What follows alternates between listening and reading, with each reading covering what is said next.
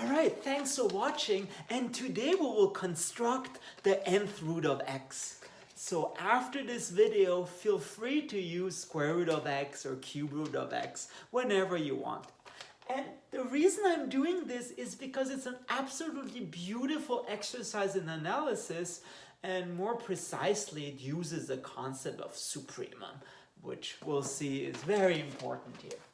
Now, what is the nth root of x? Well, the nth root of x is y. That implies x equals y to the n. So essentially what this is kind of the first time the function y to the n, and again here I'm mixing up the axis, crosses the line x. So in other words, the first time y to the n crosses x, and we want to show that this exists. So what is our theorem du jour? We want to show the following.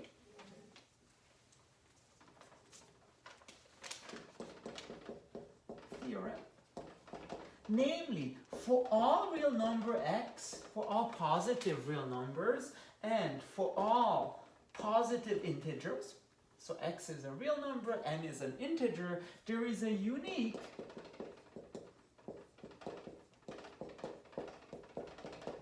positive real number y with y to the n equals x. Okay, and the question is, how can we show this? It tells us something interesting about this nth root of x, because notice, look at all, it's kind of almost silly, look at all the t's such that t to the n is less than x. So look at all the numbers that are kind of less than x in this case. And essentially, what is the nth root of x? It's the biggest of those numbers. So basically what we want to do, we want to consider the set of all numbers whose nth power is less than x, and we want the nth root of x simply being the supremum, or if you like, the sort of maximum of this set. So in other words, what do we need to do? Step 1.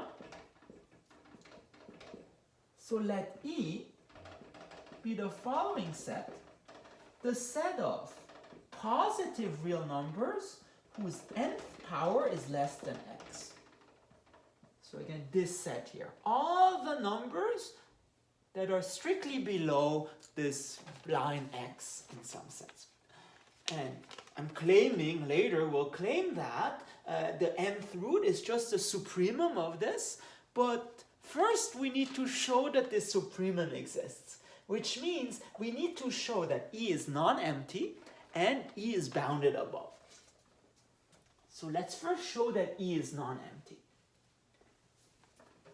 Step 2.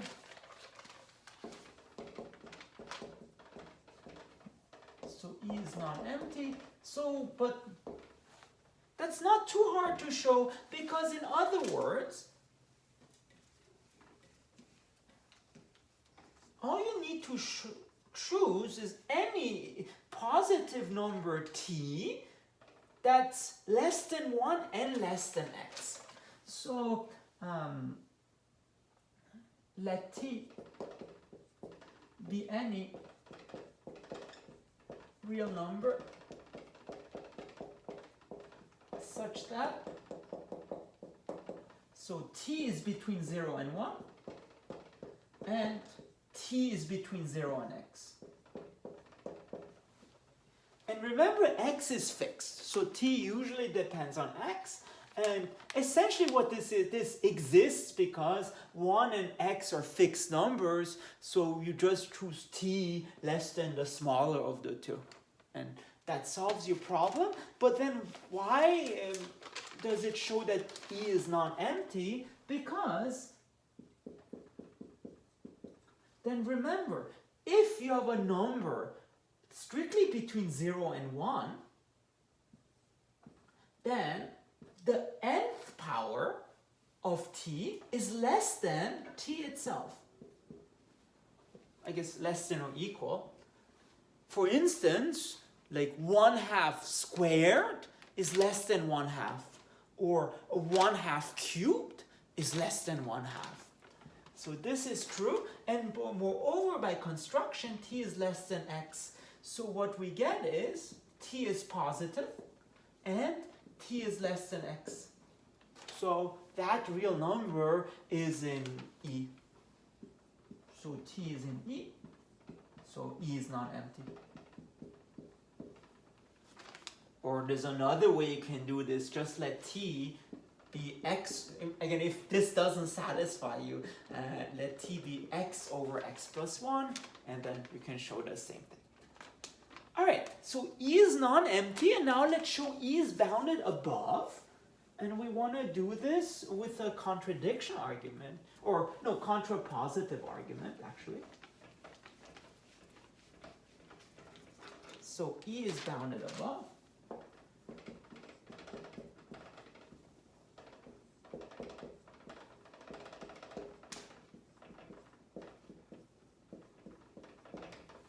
And I'm claiming actually x plus 1 is an upper bound. And let's show it this way. So suppose t is bigger than x plus 1. And notice in particular, since x is positive, this is bigger than 1. Therefore, the nth power of t is actually greater or equal to t. Like 2 cubed is bigger than 2, or 2 to the 4th is bigger than 2. Okay, because the number is bigger than 1. And then t by construction is bigger than x plus 1. And x plus 1, I hope you agree that it's bigger than x. So what do we get? We get t to the n, it's bigger than x. Or in particular, it's greater than or equal to x. But what does that say? If t is bigger than this fixed number, again, this is x plus 1 and this is t, then in particular t cannot be in E. Because again, E is a set of numbers such that this is less than 1, less than x. And in particular, what does that mean? So anything bigger than x plus 1 is not in E, which kind of means E, all of E is less than x plus 1. So in other words, by the contrapositive, we actually get that x plus 1 is an upper bound for E. Because again, t greater than x plus 1 implies t not in E. That's equivalent to saying t is in E implies t is less than or equal to x plus 1. So in other words, x plus 1 is then our upper bound for E.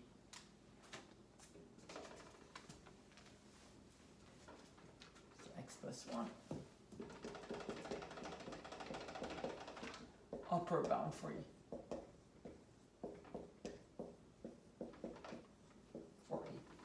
And therefore, what do we have? We have a non-empty set that is bounded above.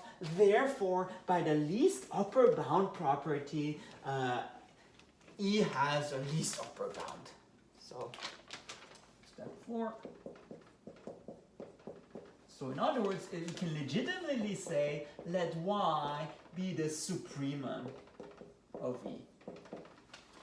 And I'm claiming that this Y solves our problem.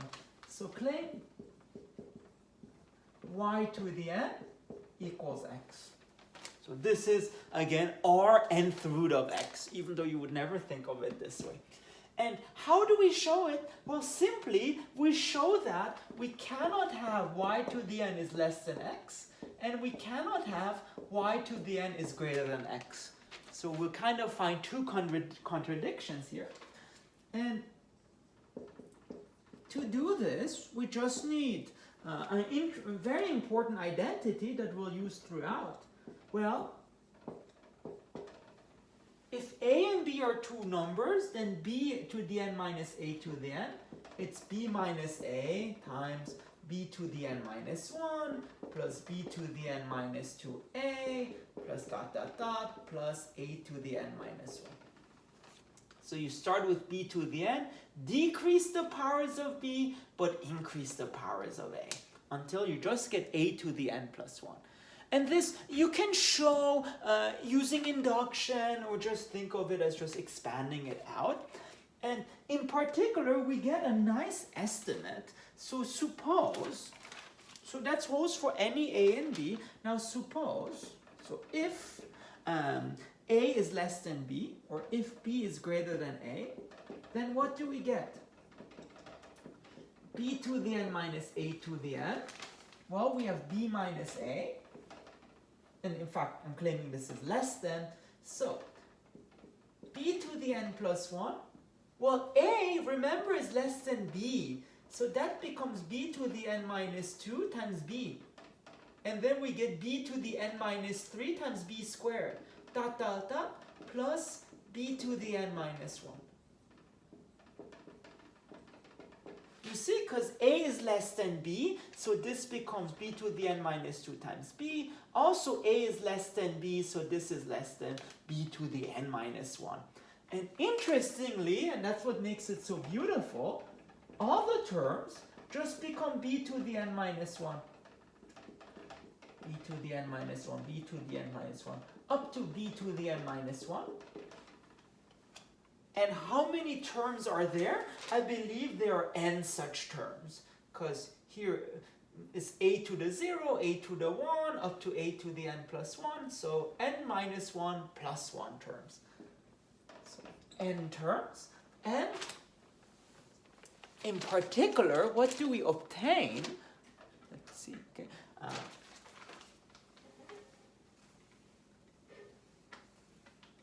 What do we obtain? We simply have the following identity, b to the n minus a to the n. It's less than, I guess maybe less than or equal, yeah, let's say less than or equal, just to be safe. No, because b is greater than n, so 8, and so it's definitely a less than. So it's b minus a times n times b to the n minus 1. Again, if b is bigger than a. And really the rest of the proof relies on this identity. And in fact, let me show now the rest. So that was step 5, a useful estimate. And that's very important in analysis, to have estimates, because they're kind of the heart of our proofs. And so now step 6.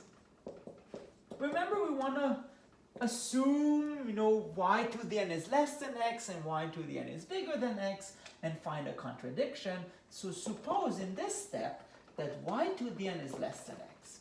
And let's choose, so and then let h be some number between 0 and 1 to be announced.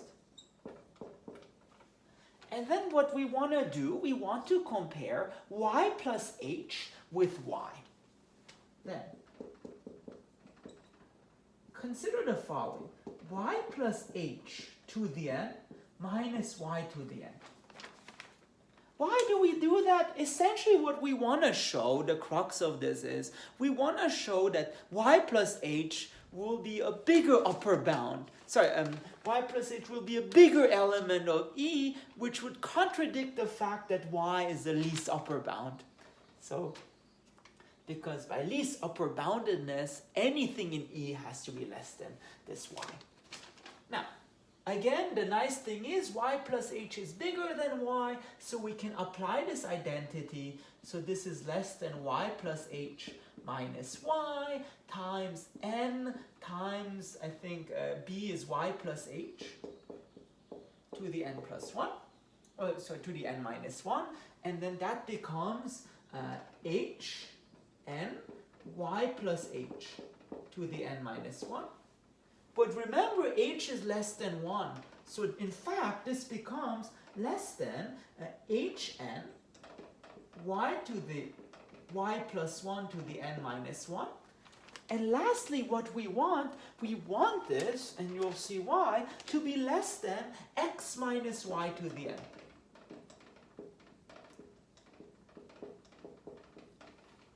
Because essentially then we can cancel it minus y to the n and then get this result. But now, remember we had some leeway in what h is. So in fact, from this equation, we can just solve for h. So in other words, all you need to do, choose h to be some number that's between 0 and 1. And furthermore, h is less than this weird number. So let h be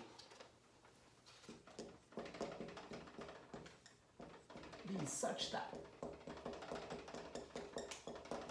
h is between 0 and 1, and h, it's less than x minus y to the n over n, y plus 1 to the n minus 1. And notice we can do this because everything here is fixed, and moreover, y to the n is less than x, so this is positive. So we're saying, well, we can choose some number that's less than 1, but also less than this number, and that is positive. So that is possible. And then what do we get? Now, our wishful thinking is true, then y plus h to the n minus y to the n is less than x minus y to the n. You cancel this out, and then y plus h to the n is less than x. So what does that mean? It tells us that, well, y plus h is positive, and its nth power is less than x. Therefore,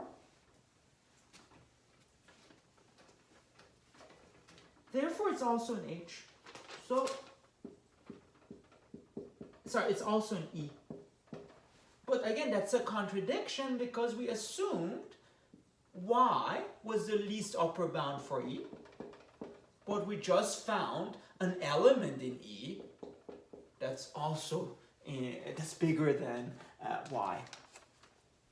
So again, y plus h is bigger than y, and then this contradicts the fact that y equals the supremum of e. What is this a contradiction with? It's a contradiction with the fact that that y to the n is less than x. Okay, so that's one part. Now let's do the other part.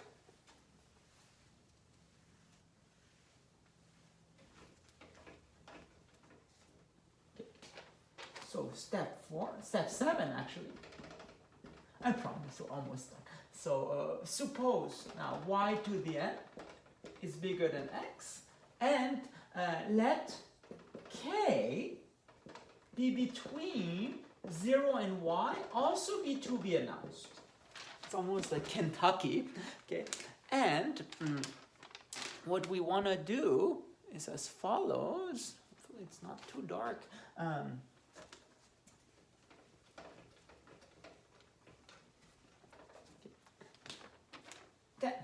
Notice the following, and here we want to use some contrapositive argument again. So suppose, if, okay, t is greater or equal to y minus k, okay, then, again, the nth power function is increasing. T to the n, it's greater or equal to y minus k to the n.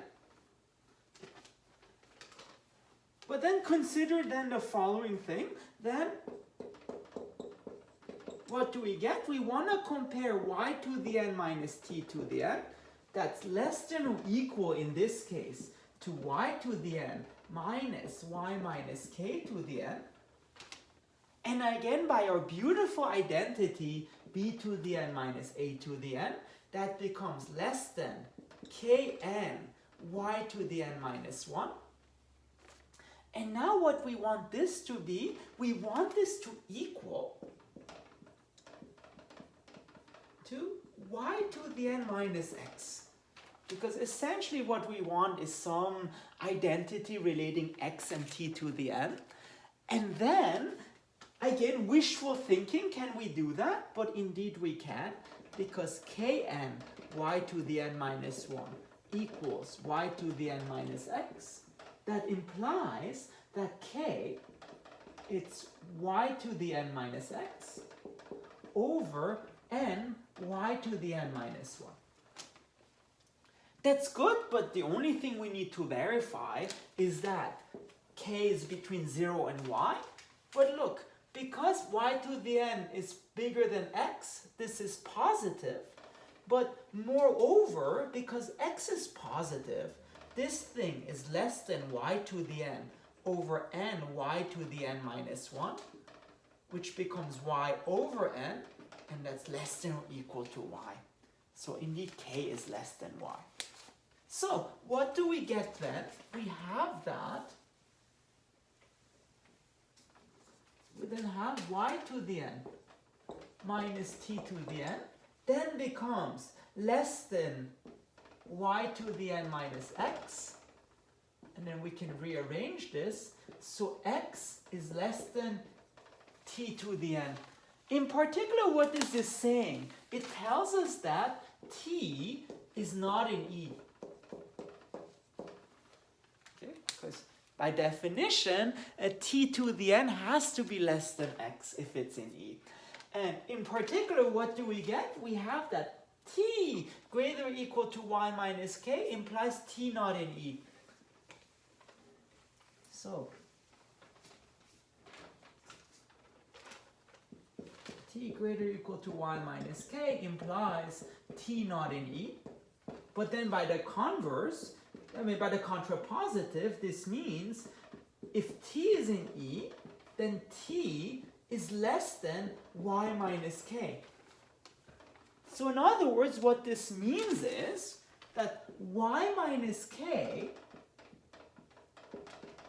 is an upper bound for E. But notice, y minus k, it's smaller than y, and y was supposed to be the least upper bound, and that's a problem. So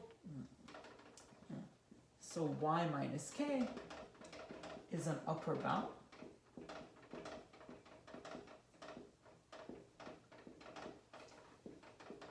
For E, but this just contradicts the fact that y is a supremum of E. Because again, supremum is the least upper bound, and therefore smaller than any upper bound. But here we found an even smaller upper bound. And therefore, well, we are actually done. We've shown that y to the n equals, we've shown that we cannot have y to the n less than x, and we cannot have y to the n greater than x, and therefore the grand conclusion is y to the n equals x. But that's good, so we know there exists an nth root of x, but the last thing we just need to show is that it's unique, but that's not too hard. So step 8, uniqueness. Again, suppose we have two nth roots of x, so suppose y to the 1n equals y to the 2n equals x. We want to show that they're equal, that y1 equals y2, but notice what do we then have? It's y1 of n minus y2 of n. Remember, we have this beautiful identity that it's y1 minus y2, and then that's y1 n minus 1 plus y1 n minus 2 y2 plus dot dot dot up to y2 to the n minus 1. But again, this is just a sum of positive terms, so this is positive. So in particular, this thing is y1 minus y2 times a positive term, but notice y1 minus to the n y2 minus n, that's x minus x, which is 0. So in other words, this positive term times this is 0, and this just implies that y1 minus y2 is 0, so y1 equals y2. And that's all she wrote. So this is the conclusion, and now you can just use square roots whenever you want. All right, thank you so much.